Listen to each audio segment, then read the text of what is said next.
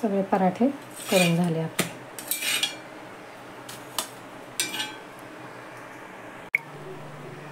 Hello friends, कसे आहात? स्वागत आहे तुमचं आपल्या मराठी यूट्यूब चॅनलमध्ये.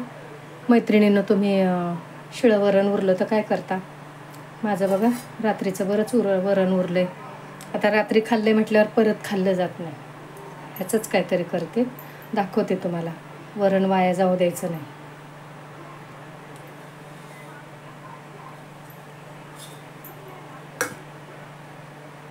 परात घेतली बघा मी. आता पिठं घेते. कोणकोणती पिठं घेते सांगते तुम्हाला मी. हे बघा, हे ज्वारीचं पीठ आहे. एक साधारण 1 वाटी, समजा 1 वाटी ज्वारीचं पीठ आहे. हे 1 वाटी गव्हाचं पीठ. तांदळाचं वगैरे असेल तुमच्याकडं तर घाला. माझ्याकडं तांदळाचं पीठ नाही, आज नेहमी असतं. हे एक अर्धी वाटी डाळीचं पीठ घातलं. डाळीचं पीठ जास्त नाही घालायचं, कारण नाही तर मग वस्तू तुटते. आपण पराठे वगैरे करतो तर मी पराठेच करते. आता ही 3 प्रकारची पिठं घेतली बघा. तुमच्याकडे दुसरी कोणती अजून असली तरी घाला. बाजरीचं वगैरे असेल तरी चालेल. एक बटाटा सोलून घेतला आहे मी. हा बटाटा ह्यात किसून घेणार आहे. पण त्याआधी काय काय घालते दाखवते. मीठ मिरची घालूया ना. तिखट घालते बघा, अर्धा चमचा तिखट घालते. हळद नाही घालायची, वरणात हळद आहेच. हे बघा, जिरं घालते. मीठ असतंच वरणात, त्याप्रमाणेच मीठ घालायचं. थोडंसं मिरची कुटलेली पेस्ट, मिरचीची पेस्ट घालते, थोडी घालायची. किंचित मीठ घालते. एक बटाटा किसून घालणार आहे त्यात मी. मीठ थोडंसं घातलं आणि एक बटाटा किसून घालते, बारक्या किसणीने.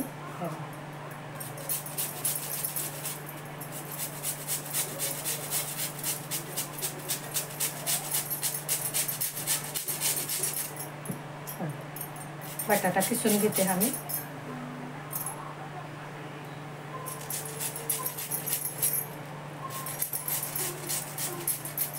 मध्यम आकाराचाच बटाटा घेतला आहे, खूप मोठा नाही घेतला.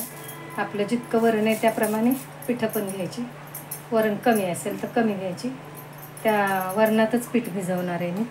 आता आपण यात सगळं घातलं आहे. तिखट, मीठ, जिरं घातलं. आता ह्या वरणामध्येच हे पीठ भिजवणार आहे मी.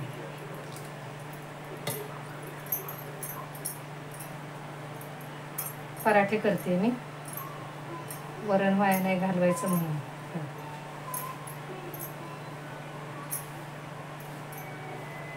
याचा गोळा करून घेते चांगला, सगळं पीठ मिक्स करून. त्यात कोथिंबीर घालायची बघा थोडीशी, मी आधी दाखवायला विसरले. पीठ भिजवतानाच कोथिंबीर घालायला हवी होती, विसरले, सॉरी. तुम्ही आधीच घाला. इतकं वरण उरलंच, पण ते तितकं संपवायचं म्हटलं तर मग खूप पीठ होईल. तर ते राहू द्या, तेवढं उरलं तर. ह्याची मी आता पराठे करणार. पाण्याचा वापर अजिबात केला नाही आपण. तवा ठेवते गॅसवर.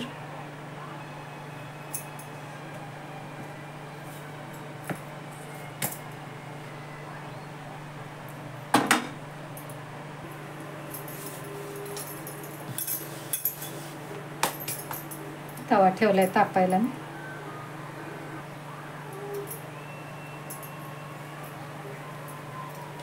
साधारण आपण चपातीचा गोळा घेतो तेवढा गोळा घ्यायचा. याला काही तेल वगैरे लावायचं नाही आतून. आपण जसं चपातीला लावतो तसं वरनं तेल लावायचं आपल्याला. चपाती लाटल्यासारखं पराठा लाटायचा. अगदी गोलच्या गोल पाहिजे असला तर एखाद्या डब्याच्या झाकणानं वगैरे तुम्ही आकार करून घेऊ शकता, किंवा मग असंच चाललं तर असंच. मी असंच लाटते, दाखवते तुम्हाला. आपण या ज्वारीचं पीठ, डाळीचं पीठ घेतलंय ना, मग ते जरा थोडंसं हटतं. अगदी गोलच्या गोल हवे असले तर तसं करा. मग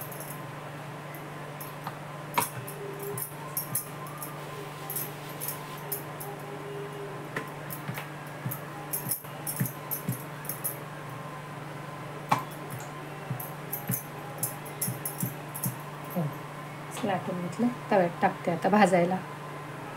लोखंडी तवा ठेवलाय बघा. ह्यात छान खरपूस भाकरी चपात्या होतात.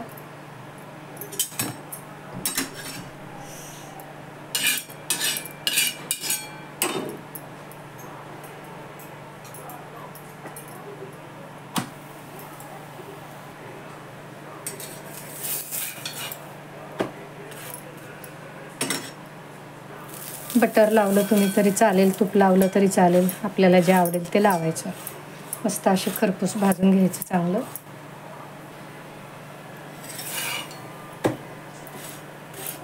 असे मस्त भाजून घ्यायचे. लोणच्याबरोबर चटणीबरोबर छान लागतात. आणि वरणाला आपण फोडणी घातलेली असते, त्यात छान लसूण वगैरे असतो, मीठ असतं, त्यामुळे अजून चवदार लागतं.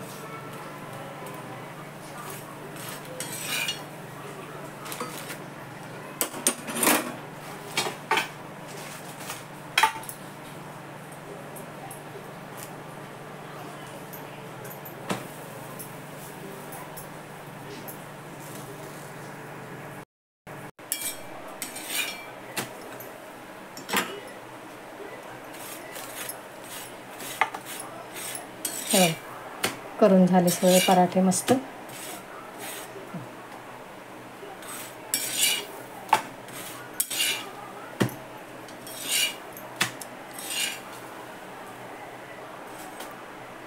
एकच शेवटचा राहिलाय.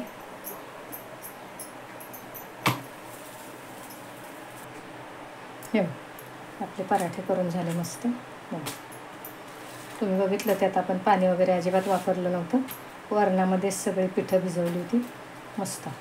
अगदी जेवणाच्या वेळेला जरी केलं तरी पण हे हरकत नाही. नाश्त्याला केलं तरी चालेल. लोणचं चटणीबरोबर कशाबरोबर पण आपण हे खाऊ शकतो. अगदी दह्याशी सुद्धा खाऊ शकतो. कसे वाटले कमेंट करून सांगा. आवडले तर लाईक करा, शेअर करा, सबस्क्राईब करा. शिवाय बेल आयकॉनचं बटन दाबा, म्हणजे माझ्या रोजच्या रोज रेसिपी तुम्हाला बघता येतील.